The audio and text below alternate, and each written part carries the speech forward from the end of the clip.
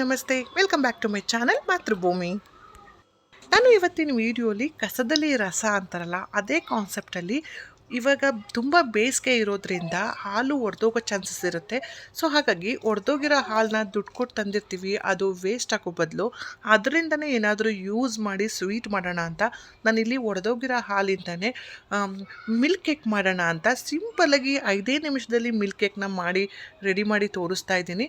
So ಇವಾಗ ತುಂಬ ಬಿಸಿಲಿರೋ ಕಾರಣ ಕೆಲವೊಮ್ಮೆ ಹಾಲು ಕಾಯಿಸಿಟ್ರು ಅಥವಾ ಫ್ರಿಡ್ಜಲ್ಲಿಟ್ಟು ಕಾಯಕ್ಕಿಟ್ರು ಕೆಲವೊಂದು ಹಾಲುಗಳು ಒಡೆದೋಗ್ಬಿಡುತ್ತೆ. ಅಂಥ ಟೈಮಲ್ಲಿ ಸುಮ್ಮನೆ ಬಿಸಾಕೋ ಬದಲು ಅದರಿಂದ ಇವಾಗ ಮಿಲ್ಕ್ ಕೇಕ್ ಹೇಗೆ ಮಾಡೋಣ, ಸಿಂಪಲ್ಲಾಗಿ ಮಾಡ್ಬೋದು. ಕೇವಲ 3 ಇಂಗ್ರೀಡಿಯೆಂಟ್ಸ್ನ ಯೂಸ್ ಮಾಡಬೇಕು, ಚೆನ್ನಾಗಿರೋ ಅಂತಹ ಸ್ವೀಟ್ ಬರುತ್ತೆ. ತುಂಬಾ ಚೆನ್ನಾಗಿರುತ್ತೆ. ಆಲ್ಮೋಸ್ಟ್ ಎಲ್ಲರಿಗೂ ಮಿಲ್ಕ್ ಕೇಕ್ ಗೊತ್ತೇ ಇರುತ್ತೆ ಅನಿಸುತ್ತೆ. ಅದನ್ನು ಹೇಗೆ ಸಿಂಪಲ್ಲಾಗಿ ಮನೇಲೇ ಮಾಡ್ಕೋಬೋದು ಅಂತ ನಾನು ಇವತ್ತಿನ ವೀಡಿಯೋಲಿ ತೋರಿಸ್ತಾ ಹೋಗ್ತೀನಿ. ಕಾಯಕ್ಕಿಂತ ಇಟ್ಟಾಗ ಹಾಲು ಒಡೆದೋಗ್ಬಿಡುತ್ತೆ. ಆವಾಗ ಒಂಥರ ಗಟ್ಟಿ ಅಂಶನೇ ಬೇರೆ ಆಗಿರುತ್ತೆ, ನೀರಂಶನೇ ಬೇರೆ ಆಗಿರುತ್ತೆ. ಆವಾಗ ನೀರಿನ ಅಂಶ ಏನೇನಿರುತ್ತೆ ಅದೆಲ್ಲ ಆಲ್ಮೋಸ್ಟ್ ಚೆಲ್ಲಿ ಆ ಗಟ್ಟಿ ಅಂಶ ಏನಿರುತ್ತೋ ಅದನ್ನು ಒಂದು ಪ್ಯಾನ್ಗೆ ಹಾಕಿ ನಾನಿವಾಗ ಮೀಡಿಯಮ್ ಫ್ಲೇಮಲ್ಲಿ ಬಿಸಿ ಮಾಡ್ಕೊತಾ ಹೋಗ್ತಾ ಇದ್ದೀನಿ. ಇದು ಆದಷ್ಟು ಕುದಿಬೇಕು, ಚೆನ್ನಾಗಿ ಕುದೀತಾ ಇರಬೇಕು. ಆವಾಗ ನಾವು ಸ್ವಲ್ಪ ಸಕ್ಕರೆನ ಆ್ಯಡ್ ಮಾಡ್ಕೋಬೇಕು. ನಮಗೆ ಎಷ್ಟು ರುಚಿಗೆ ತಕ್ಕಷ್ಟು ಸಕ್ಕರೆ ಬೇಕೋ ಅಷ್ಟನ್ನ ನಾವಿಲ್ಲಿ ಆ್ಯಡ್ ಮಾಡ್ಕೋಬೋದು. ಬೇಕು ಅಂದರೆ ಸ್ವಲ್ಪ ಏಲಕ್ಕಿ ಪುಡಿನೂ ಹಾಕೋಬೋದು, ಅದು ಕೂಡ ಟೇಸ್ಟ್ ಚೆನ್ನಾಗಿರುತ್ತೆ. ಆದಷ್ಟು ನಾವು ಕೈಯಾಡಿಸ್ತಾ ಹೋಗಬೇಕು, ಏಕೆಂದರೆ ಹಾಲು ಗಟ್ಟಿ ಆಗ್ತಾ ಸ್ವಲ್ಪ ಸೀದೋಗೋ ಚಾನ್ಸಸ್ ಇರುತ್ತೆ. ಹಾಗಾಗಿ ಕೈಯಾಡಿಸ್ತಾನೆ ಇರಬೇಕು.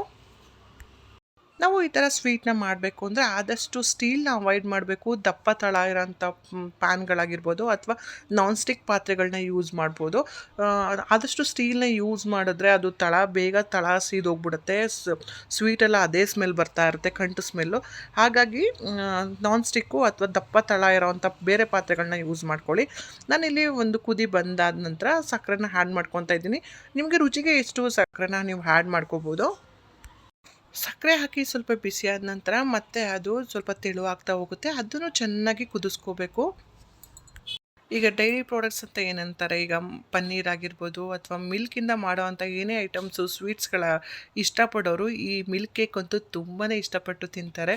ಸೊ ಇದನ್ನೇ ನಾವು ಔಟ್ಸೈಡ್ ಬೇಕ್ರಿಗಳಲ್ಲಿ ಎಲ್ಲರೂ ಸ್ವೀಟ್ಸ್ ಅಂಗಡಿಗಳಲ್ಲಿ ತೊಗೋಬೇಕು ಅಂದರೆ ತುಂಬಾ ಕಾಸ್ಟ್ಲಿ ಇರುತ್ತೆ. ಸೊ ಅದ್ರ ಬದಲು ನಾವು ಈ ರೀತಿ ಒಡೆದೋಗಿದ್ರ ಹಾಲಲ್ಲೇ ಮಾಡ್ಕೊಂಡ್ರೆ ಮನೇಲೇ ಮನಿ ಕೂಡ ಸೇವ್ ಆಗುತ್ತೆ. ಸೊ ಒಡೆದೋಗಿರೋ ಹಾಲು ಕೂಡ ವೇಸ್ಟ್ ಮಾಡ್ದಂಗೆ ಮನೇಲೇ ಯುಟಿಲೈಸ್ ಮಾಡಿ ನಾವು ಅದನ್ನು ಯೂಸ್ ಮಾಡಿ ಕೂಡ ಉಪಯೋಗ ಮಾಡ್ಬೋದು. ನಾನಿವಾಗ ಒಂದು 2 ಸ್ಪೂನ್ ತುಪ್ಪನ ಹಾಕ್ತಾಯಿದ್ದೀನಿ. ನೀವು ಬೇಕು ಅಂದರೆ ಎಕ್ಸ್ಟ್ರಾ ತುಪ್ಪ ಕೂಡ ಹಾಕ್ಬೋದು. ಆವಾಗ ತುಪ್ಪ ಹಾಕಿದಷ್ಟು ಸಾಫ್ಟ್ನೆಸ್ ಬರುತ್ತೆ. ತುಪ್ಪ ಹಾಕಿದ ನಂತರ ಹಾಗೆ ಕೈ ಆಡಿಸ್ತಾ ಇರಬೇಕು. ಸ್ವಲ್ಪ ಇದು ಹಾಗೆ ಬಿಟ್ಟರು ಕೂಡ ಕೈ ಆಡಿಸ್ಲಿಲ್ಲ ಅಂದ್ರೂ ಸ್ವಲ್ಪ ಸಿಯೋ ಚಾನ್ಸಸ್ ಇರುತ್ತೆ. ಹಾಗೆ ಸ್ವಲ್ಪ ಕೈ ಆಡಿಸ್ತಾ ಇದ್ದರೆ ಒಳ್ಳೆಯದು. ಹೊಡೆದೋಗಿರೋ ಹಾಲು, ಸಕ್ಕರೆ, ತುಪ್ಪ, ಏಲಕ್ಕಿ ಇಷ್ಟನ್ನೇ ಹಾಕಿ ಘಮ ಅಂತ ರುಚಿಯಾದಂಥ ಮನೇಲಿ ಸ್ವೀಟ್ಸ್ನ 5 ನಿಮಿಷಗಳಲ್ಲಿ ಮಾಡ್ಕೋಬೋದು. ಈ ಮಿಲ್ಕ್ ಕೇಕ್ ಅಷ್ಟು ತುಂಬ ರುಚಿಯಾಗಿರುತ್ತೆ, ಹಾಗೆ ಈಸಿ ಕೂಡ ಇರುತ್ತೆ.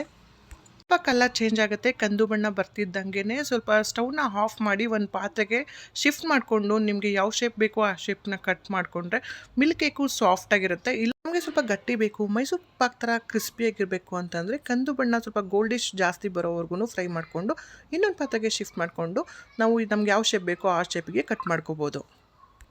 5 ನಿಮಿಷಗಳಲ್ಲಿ ಈ ಸ್ವೀಟ್ನ ರೆಡಿ ಮಾಡ್ಕೋಬೋದು. ಸೊ ನೀವು ನಿಮ್ಮ ಮನೇಲಿ ಕೂಡ ಈ ಥರ ಏನಾದ್ರು ಹಾಲು ಒಡೆದಿದ್ರೆ ನಿಮ್ಮ ಮನೇಲಿ ಕೂಡ ನೀವು ಟ್ರೈ ಮಾಡಿ. ಈ ಮಿಲ್ಕ್ ಕೇಕ್ ವಿಡಿಯೋ ನಿಮಗೆ ಇಷ್ಟ ಆಗಿದೆ ಅಂತ ಭಾವಿಸ್ತೀನಿ. ಯಾರೆಲ್ಲ ನನ್ನ ವಿಡಿಯೋ ನೋಡೋರು ಎಲ್ರಿಗೂ ಥ್ಯಾಂಕ್ ಯು ಸೋ ಮಚ್.